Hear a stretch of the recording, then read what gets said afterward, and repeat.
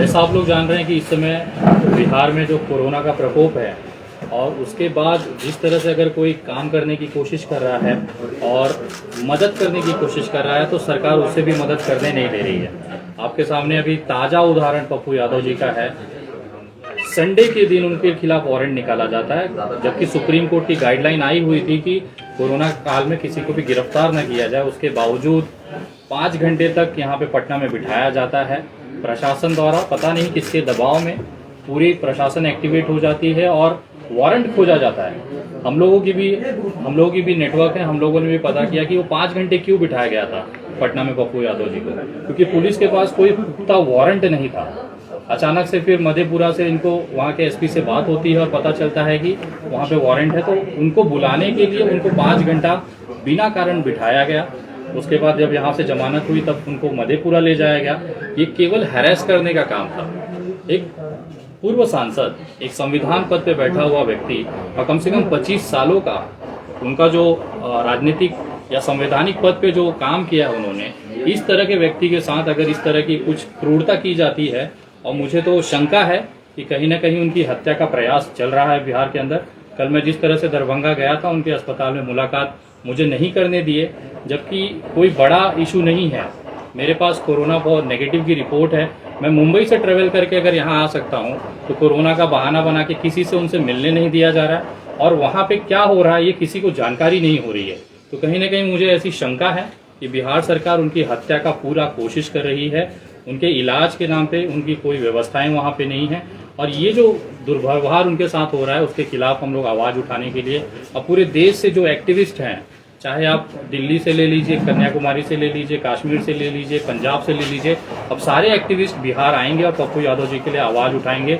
और हम संवैधानिक तरीके से पूछना चाहते हैं कि आखिर आपने किस आधार पे उनको गिरफ्तार किया है, और रात को 12 बजे कोर्ट खोलने की क्या जरूरत पड़ गई अचानक से, और जिस एरिया में उनको गिरफ्तारी होनी चाहिए, जिस एरिया में उनका अपराध है, जहाँ पे उनको गिरफ्तार किया गया है, वहाँ से नेपाल बॉर्डर पे ले जाने की क्या मंशा थी, और उस बैरक में रखा गया जहाँ से सांप निकल रहे हैं। तो ये जो कहीं ना कहीं उनका जो सरकार की जो उद्देश्य था वो बहुत स्पष्ट है कि हम ना काम करेंगे ना आपको करने देंगे। अगर कोई बिहार की जनता को बचाएगा तो उसको जेलों में डाल दिया जाएगा। तो एक छोटा संदेश हम तमाम सामाजिक कार्यकर्ताओं की तरफ से है कि आप जेल के दरवाजे खोलिए, हम लोग आ रहे हैं, हमें गिरफ्तार करिए।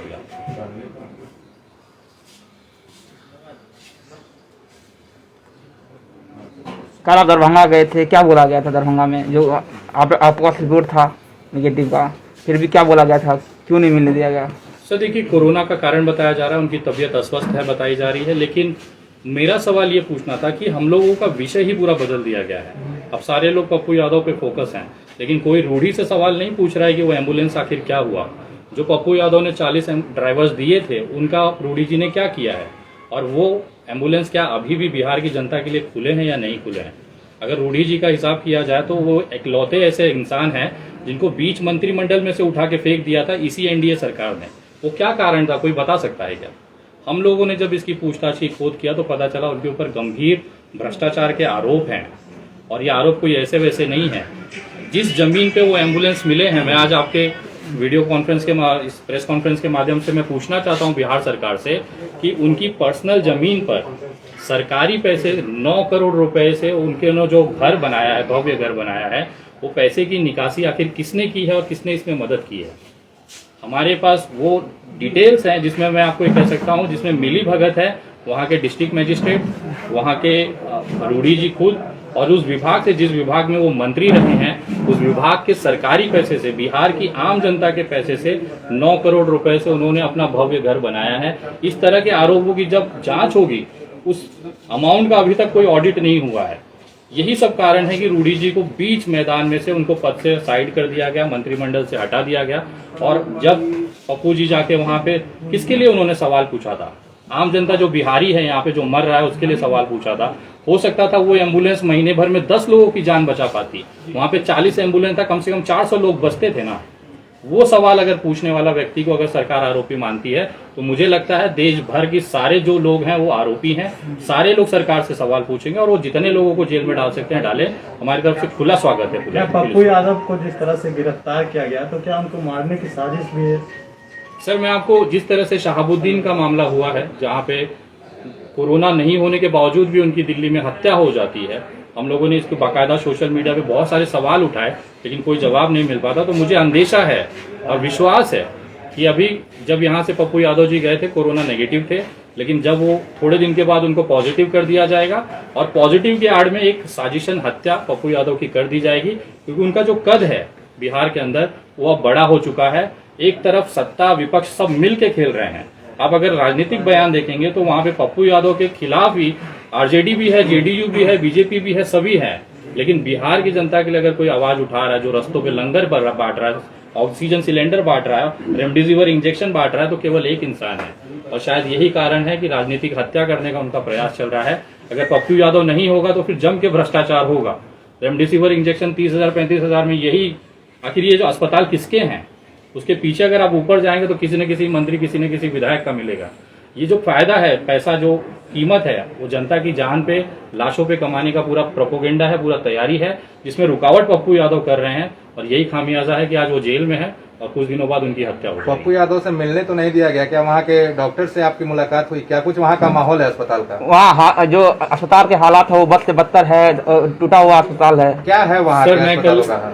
कल मैंने अपनी तरफ से वहाँ पे बात रखी थी।